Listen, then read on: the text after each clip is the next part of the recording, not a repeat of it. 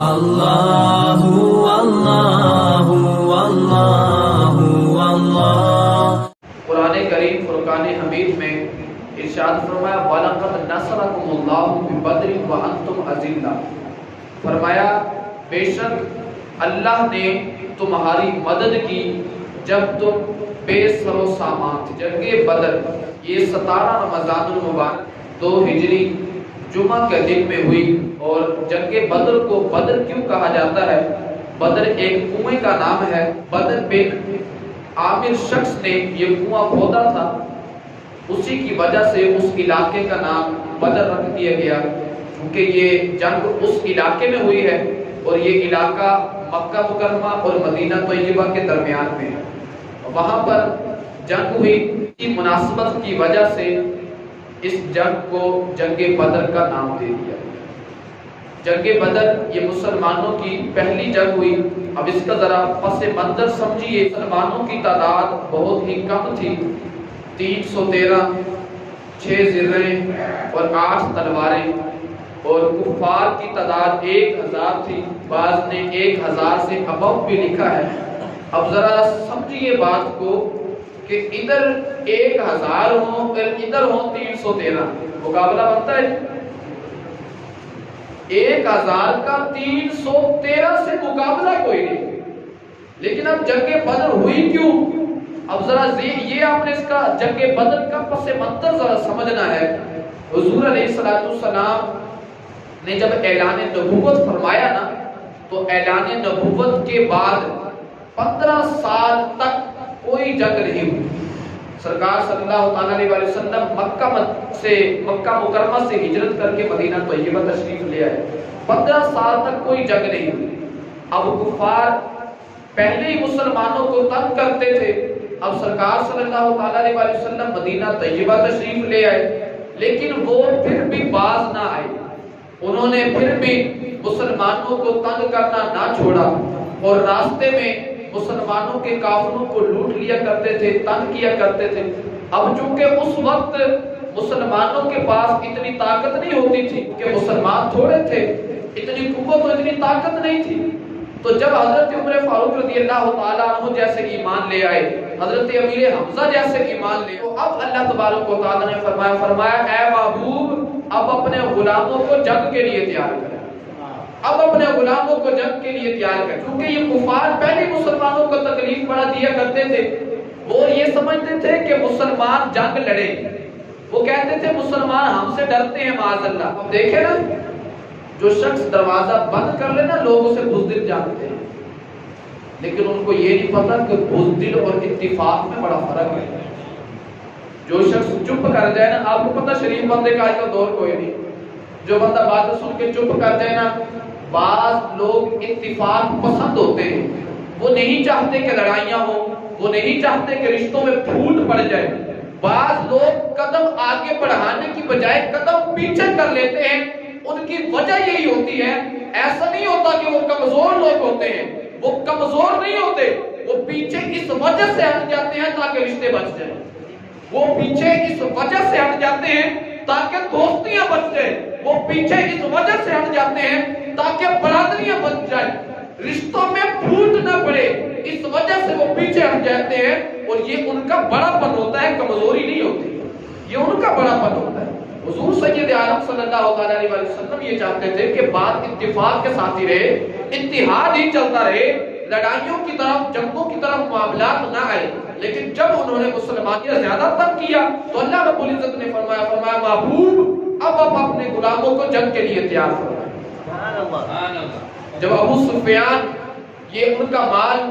بیچ کر واپسی مکہ شریف آ رہا تھا نا، تو اب سرکار صلی اللہ علیہ وسلم کو کس نے خبر دی، کہا کہ یہ ہمیں تنگ کرتے ہیں، ہم بھی ان کا قافلہ روک لیتے ہیں تاکہ کفار کو احساس ہو کہ ہم جو مسلمانوں کو تنگ کرتے ہیں انہوں نے اب ہمارا قافلہ روک لیا ہے، ان کے دل میں کوئی احساس پیدا ہو۔ لیکن ادھر سے ابو سفیان کو کسی نے جا کے بتا دیا، کہنے لگا کہ مسلمان اب تجھے راستے میں روکے گے۔ اس نے کیا کیا؟ اس نے راستہ ہی بدل لیا، مدینے کے راستے میں آنے کی بجائے اس نے راستہ ہی تبدیل کر لیا، مدینے میں جاؤں گا ہی نہیں، نہ مدینے میں جاؤں گا اور نہ یہ لوگ مجھے وہاں پہ روکیں گے۔ اب ادھر ابو سفیان کو پتہ چلا نا، اس نے ایک شخص کو مکہ میں بھیج دیا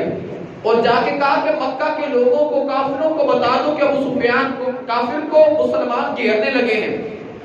اس وقت یہ ہوتا تھا کہ جب کسی نے کوئی غم کی خبر دینی ہوتی تھی نا تو وہ اپنے کان میں سوراخ کر لیتا تھا، کان میں زخم کر لیتا تھا، جس کی وجہ سے خون بہتا تھا، اور جس سواری پہ سوار ہوتا تھا اس کے کان کاٹ دیتا تھا، تاکہ جب یہ شخص مکہ میں آئے اس کی سواری کے کان بھی کٹے ہوئے ہوں، اس کے کان سے بھی خون بہ رہا ہو، پتہ چل جائے کفار کے حالات ٹھیک نہیں ہیں، حالات اب ماڑے ہیں، اب کوئی غم کی خبر ہے۔ ادھر سے جا کے کفار کو اس شخص نے جا کے بتا دیا کہ ابو سفیان کے قافلے کو گھیر لیا گیا ہے۔ اب ادھر سے کفار نے اپنی تیاری کر لی، 1000 کی تعداد میں اچھا خاصا ساز و سامان یہ لے کر جب مسلمانوں کے لیے جنگ کے لیے نکلے، اب ادھر سے مسلمان جنگ کے ارادے کے لیے نہیں نکلے، ان کا تو ارادہ ہی نہیں تھا، یہ 313 تھے، اب یہاں پر ہزاروں لوگ، 1000 کی تعداد میں جب یہ ادھر سے مکہ شریف سے نکلے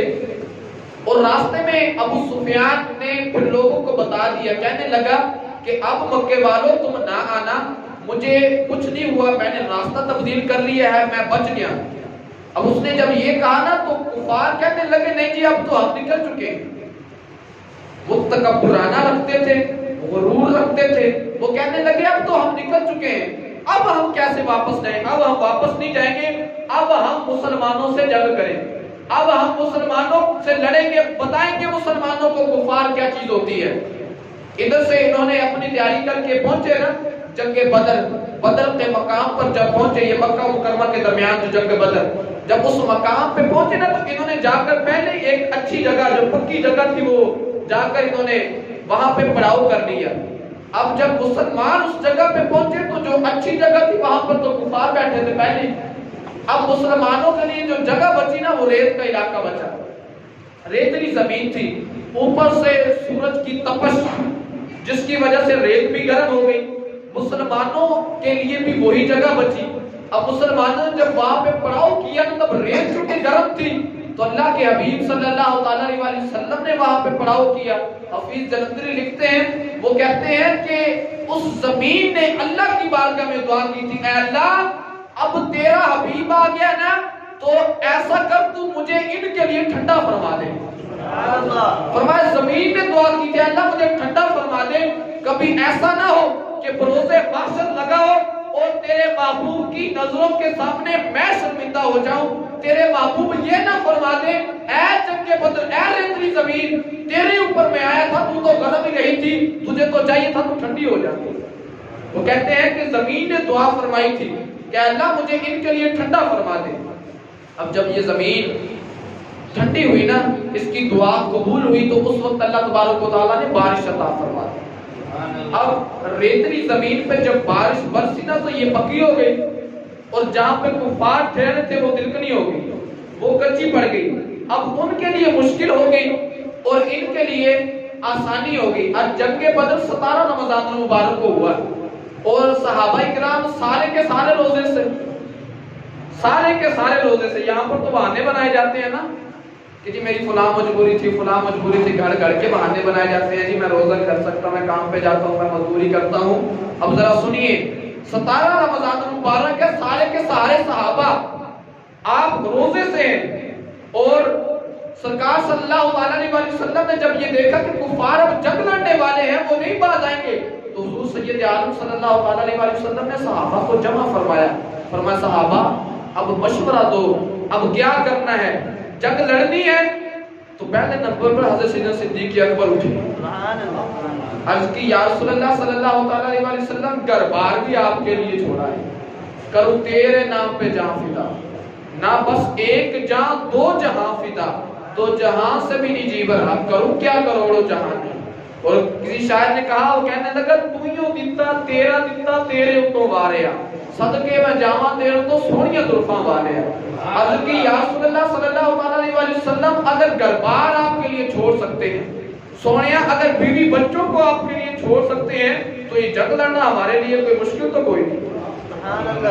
اگرچہ 313 ہمارے لیے یہ مشکل تو کوئی نہیں۔ سیدنا صدیق اکبر بولے، اس کے بعد سیدنا عمر فاروق رضی اللہ تعالیٰ عنہ اٹھے، انہوں نے بھی اسی طرح عمر فاروق تو پھر جن کے نام سے ہی کفار لرزتے تھے، اس کے بعد مولا علی شیر خدا اٹھے، عرض کرنے لگے یا رسول اللہ میری تلوار کو تو پہلے زنگ لگ چکا ہے، سونے اجازت تو دینا، اجازت تو دیں، اگرچہ وہ 1000 ہے ہم 313، ان کو بتا دیں گے کہ مسلمان کمزور نہیں ہوتے، مسلمان کمزور نہیں ہوا کرتے، بتا دیں گے ان کفار کو۔ اس کے بعد حضرت حضور علیہ السلام نے انصار کی طرف نظر کی، سعد بن عبادہ کی طرف جب نظر کی نا تو سعد بن عبادہ رضی اللہ تعالی عنہ آپ حضور علیہ السلام کی طرف دیکھ کے فرمانے لگے، عرض کی یا رسول اللہ صلی اللہ علیہ وسلم آپ یہ دیکھ رہے ہیں کہ اب انصار کا کیا خیال ہے، اب انصار کی کیا تیاری ہے؟ عرض کی یا رسول اللہ ہم موسیٰ علیہ السلام کے امتیوں کی طرح نہیں ہیں، جب موسیٰ علیہ السلام نے کہا تھا چلو بھی جنگ لڑے، چلے بھی جنگ لڑے، تو فرمایا موسیٰ علیہ السلام کی قوم نے کہا تھا آپ جنگ لڑیں یا آپ کا خدا،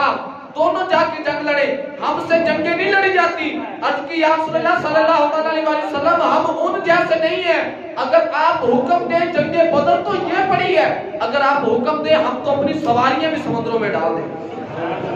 ہم تو اپنی سواریوں کو بھی سمندروں میں ڈال دیں گے، سونے تو ایک باری حکم دے دیں، آپ ایک مرتبہ حکم فرمائے ہم کفار کو بتا دیں گے۔ اللہ اکبر۔ تو کفار نے نا ایک جرنیل بھیجا اور جا کے کہا کہ دیکھو جا کے مسلمانوں کو ان کے پاس کیا ساز و سامان ہے، کیا تیاری ہے ان کی۔ تو جب ان کا جرنیل آیا نا آ کر اس نے دیکھا، کہنے لگا ان کا تو جنگ کا ارادہ ہی کوئی نہیں، مسلمانوں کا جنگ کا ارادہ ہی کوئی نہیں لگتا، ان کے پاس 313 لوگ ہیں اور 6 زرہ ہیں، 8 تلواریں ہیں، تو ہمارے پاس اتنا ساز و سامان ہے۔ اب یہ جو کفار تھے نا یہ 7 کنجریاں لے کے آئے تھے گانا گانے والی، اور انہوں نے کہا تھا کہ ہم وہاں پہ جو دن گزاریں گے نا یہ کنجریاں وہاں پہ اپنا کنجر خانہ کریں گی، پھر 7 شراب بھی لے کے آئے تھے، 7 ہم شرابیں بھی پیئیں گے اور اپنی مستی کے ساتھ رہیں گے تاکہ جو جنگ لڑنے والے کفار ہیں ان کے اندر اور جوش ہو اور جذبہ ہو، یہ اور مسلمانوں سے جنگ لڑیں۔ وہ کفار کا جرنیل کفار کا یہ ماحول دیکھ کے جب مسلمانوں کے پاس آئے نا تو کیا دیکھتا ہے، مسلمانوں نے اپنے مسلح آباد کیے ہوئے، مسلمانوں نے اپنے مسلح آباد کیے، مسلحوں پہ بیٹھا ہے۔ اس نے جا کے کہا، کہنے لگا ان کا تو کوئی جنگ کا ارادہ ہی نہیں لگتا، وہ تو صوفی لوگ ہیں مسلحوں پہ بیٹھے ہیں اللہ اللہ کر رہے ہیں، ان کا تو کوئی جنگ کا ارادہ نہیں لگتا۔ اللہ اکبر۔ حضور سید عالم صلی اللہ علیہ وسلم جب آپ خیمے کے اندر تشریف لائے، کیونکہ پہلے نمبر پر یہ دیکھنا تھا کہ حضور علیہ السلام کی حفاظت کون کرے گا، سرکار صلی اللہ علیہ وسلم کے لیے سیف جگہ کون سی ہے، تو پہاڑ کے اوپر ایک خیمہ بنایا گیا۔ سید عالم صلی اللہ علیہ وسلم نے فرمایا چلو بھی بتاؤ اب میری حفاظت کون کرے گا۔ سیدنا صدیق اکبر کھڑے ہوئے اور مولا علی فرماتے ہیں یہ سب سے مشکل کام تھا حضور علیہ السلام کی حفاظت کرنا، کیونکہ کفار کا ارادہ یہ تھا، وہ پہلے نمبر پہ حضور علیہ السلام پہ حملہ کرنا چاہتے تھے، کہتے سارے کے سارے پیچھے تھے لیکن پہلے نمبر پہ سیدنا صدیق اکبر کھڑے ہوئے۔ عرض کی یا رسول اللہ صلی اللہ علیہ وسلم آپ کا محافظ میں جو ہوں، پھر میرے ہوتے ہوئے کسی کی کیا ضرورت ہے؟ فرماتے صدیق اکبر رضی اللہ تعالیٰ عنہ فرماتے ہیں میں ساری رات حضور سید عالم صلی اللہ علیہ وسلم کے لیے محافظ رہا، فرماتے میں نے سرکار کو ساری رات اللہ کی عبادت کرتے دیکھا، ساری رات اللہ تبارک و تعالیٰ کی عبادت کرتے دیکھا۔ حضور نے آنسو بہائے اور پتہ یار کیا جملے ہیں حضور علیہ السلام نے ارشاد فرمائے، سرکار نے صدیق اکبر فرماتے حضور نے ہاتھ اٹھائے اور پتہ کیا عرض کی اللہ میرے پاس یہی 313 تھے میں لے آیا، میرے پاس یہی 313 مسلمان تھے میں لے آیا ہوں، اے اللہ اگر آج جنگ بدر میں یہ سارے کے سارے شہید ہو گئے قیامت تک تیرا کوئی نام لینے والا مسلمان نہیں بچے گا، اے اللہ میرے پاس یہی تھے میں لے آیا ہوں۔ فرماتے جب سرکار صلی اللہ علیہ وسلم نے دعا فرمائی نا تو یہی جو آیت مبارکہ میں نے خطبے میں پڑھی اس سے اگلی آیت مبارکہ میں فرمایا محبوب آپ پریشان نہ ہو، بھلے 313 ہیں ہم ہزاروں کی تعداد میں فرشتوں کو اتار دیں گے۔ فرمایا پہلے 3000 فرشتے اترے اور جب کہا کہ کفار آپ پر حاوی ہوں گے محبوب پریشان پھر بھی نہیں ہونا 5000 کر دیں گے، اور ایک جگہ فرمایا ان اللہ معکم، محبوبہ صرف فرشتے ہی نہیں ہیں میں بھی تیرے ساتھ ہوں، اور جس کے ساتھ وہ رب ذوالجلال ہو، خود رب ذوالجلال ہو۔ اللہ اکبر۔ ادھر سے ولید شیبہ عتبہ آئے، ادھر سے جب انصار کو بھیجا گیا نا تو وہ کہنے لگے ہم بڑے تکڑے کفار ہیں تو ہمیں انصار نہ بھیجے، ہمارے لیے قریش کو بھیجا جائے۔ تو جب انہوں نے بات کی نا کہ ہم تکڑے ہیں تو ہمارے مقابلے میں بھی تکڑے ہیں، تو پتہ نہیں ہم کیا مقابلے میں کریں گے۔ حضور علیہ السلام نے فرمایا امیر حمزہ ذرا اٹھو نا۔ سبحان اللہ، یہ سب سے تیز صحابہ جو تلوار چلانے میں ماہر، فرمایا امیر حمزہ اٹھو ان کے مقابلے میں جاؤ۔ اور دوسرے نمبر پہ پتہ کون ہے؟ مولا علی شریف اللہ تعالی وجہ الکریم، نہ تیب و تکیے پر، نہ خنجر پر، نہ بالے پر بھروسہ ہے تو بس ایک کالی سی کملی بالے پر، اگرچہ 313 ہے۔ مولا علی شیر خدا آئے، اس کے بعد حضرت عبادہ آئے، یہ ذرا تھوڑا ضعیف الامت تھے، حضرت عبادہ رضی اللہ تعالیٰ۔ مولا علی شیر خدا، ادھر سے ولید عتبہ طیبہ ہیں، حضرت عمر فاروق رضی اللہ تعالیٰ وہ دشمن پہ حاوی ہو گئے، ادھر مولا علی آپ دشمن پہ حاوی ہو گئے۔ مولا علی تو پھر مولا علی ہے نا، مولا علی تو پھر مولا علی ہے، جس میدان میں بھی جاتے ہیں تو پھر کبھی ہار کے واپس آتے ہی نہیں ہیں۔ مولا علی نے اپنے دشمن کو مارا۔ اب جب دیکھا نا عبادہ کمزور ہے اور ان کا دشمن حضرت عبادہ پہ حاوی ہو گیا، مولا علی نے جب دیکھا تو اپنے دشمن کو ختم کر کے اس کے دشمن کو ختم کرنے کے لیے پہنچ گئے، اس کے دشمن کو بھی ختم کیا۔ حضرت عبادہ تھوڑا سا زخمی ہو چکے تھے، ان کو کندھوں پہ اٹھایا، عمر فاروق کو ساتھ لیا، حضور کی بارگاہ میں آگے عرض کی یا رسول اللہ صلی اللہ علیہ وسلم، دشمنوں کو بھی مار آیا ہوں اور عبادہ آپ کے غلام کو بھی صحیح سلامت آپ کی بارگاہ میں لے آیا۔ اللہ اکبر۔ اسی طرح جنگ ہوتی رہی اور اللہ تبارک و تعالیٰ نے مسلمانوں کو فتح عطا فرمائی۔ اس جنگ میں 313 تھے، ہزاروں کا مقابلہ بنتا کوئی نہیں، لیکن اللہ تبارک و تعالیٰ نے مسلمانوں کو فتح عطا فرمائی۔ کیوں؟ کیونکہ ان کا جو بھروسہ تھا وہ تیغ و تیروں پہ نہیں تھا، وہ بالوں پہ نہیں تھا، ان کا اگر بھروسہ تھا تو وہ کالی سی کملی والے پہ تھا، ان کا بھروسہ ان پہ تھا۔ اچھا جب ابو جہل کی باری آئی نا تو چھوٹے دو ننھے منھے بچے، انہوں نے کہا عبد الرحمن کو کہا چچا جان ہمیں بتائیے کہ ابو جہل کہاں ہے؟ پوچھا تو تھا کہ تم کیا کرو گے؟ کہا سنا ہے ہم نے حضور علیہ السلام کے بارے میں معاذ اللہ وہ بکواسات کرتا ہے، کہا ہمیں اجازت دیں ہم اسے مار کے آئیں۔ یہ دو ننھے منھے بچے 17 سال سے کم عمر بتائی جاتی ہے ان کی، 17 سال سے کم عمر بچے۔ کہا ابو جہل سب سے بڑا، اس دونوں ننھے منھے بچوں کو اجازت ملی، یہ گئے جا کر ابو جہل پر وار کیا، اور جب وہ نیچے گرا نا تو اس نے تلوار پر ایک چھوٹے سے ننھے پہ تلوار چلائی تو اس کا بازو نہ کٹ گیا، خون کا لوتھڑا جب باہر نکلا نا تو اس ننھے نے اپنے خون کے لوتھڑے کو بھی ختم کر دیا، کیونکہ یہ تکلیف دے رہا تھا، اس کو بھی ختم کیا، حتیٰ کہ اس کو نیچے زمین پہ دے بھی اٹھے، انہوں نے اس ابو جہل کو قتل کیا۔ اب یہ جو کفار ہوتے ہیں نا، جو اکڑ بندے کے اندر ہوتی ہے نا، یہ ساری زندگی نہیں جاتی۔ گردن کاٹنے لگا، تھوڑی سی نیچے سے کاٹنا، اوپر سے نہ کٹنا۔ تو صحابہ نے پوچھا، کہا کیوں؟ کہنے لگا مر تو رہا ہوں لیکن جب سب کی گردنیں پڑی ہوں گی نا تو میں چونکہ وڈیرا تھا، ایسا نہ ہو کہ میری گردن کسی سے نیچے نظر آئے۔ کہا تھوڑا سا نیچے کر کے کاٹنا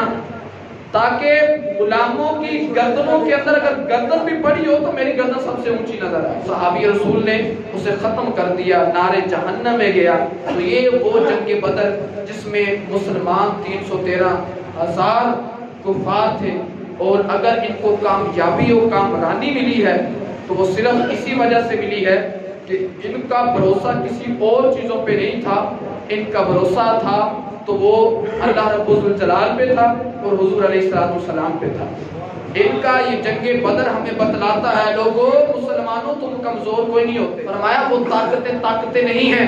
اصل میں تمہاری طاقتیں اس وقت ہیں جب تم اپنے مسلح آباد کرو گے، جب تم اللہ اور اس کے رسول کی فرما برداری میں زندگی گزارو گے، اگرچہ تمہارے پاس طاقتیں کم ہوں گی اللہ تمہیں فتح عطا فرمائے گا، اللہ تمہیں فتح عطا فرمائے گا۔ اصل تمہاری مضبوطی کیا ہے؟ تمہارے مسلمانوں کا آباد ہونا، اللہ اور اس کے رسول پر بھروسہ رکھنا۔